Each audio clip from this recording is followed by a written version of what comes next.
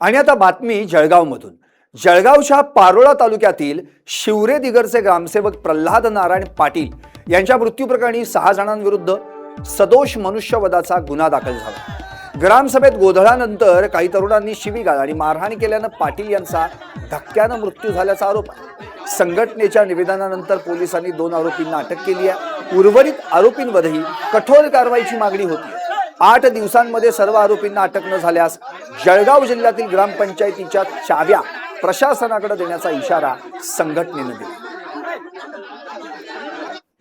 जळगाव जिल्ह्यातल्या पारोळा तालुक्यातील शिवरे ग्रामपंचायतीला कार्यरत असलेले आमचे सहकारी सन्माननीय PR पाटील PN पाटील यांचं काल ज्या ग्रामसभा सुरू असताना तिथल्या काही समाजकंटकांनी त्यांना मानसिकदृष्ट्या खूप टॉर्चर केलं आणि चुकीच्या पद्धतीने चुकीची माहिती मागून जी कायद्यात बसत नसताना, कायदेशीर नसताना कायदा सुव्यवस्था बिघडवण्याच्या हेतूने स्वतः कायदा हातात घेऊन त्यांच्या अंगावर धावून गेले। अंगावर धावून जाण्याने त्यांना जी धक्काबुक्की केली त्या मानसिक त्रासातून आणि त्यांना झालेल्या धक्काबुक्कीतून ते पहिलेच हार्टचे पेशंट असल्यामुळे त्यांचं दुःखद निधन झालं। ही एक प्रकार। सुनील पाटील, चोपडा विभाग, जळगाव।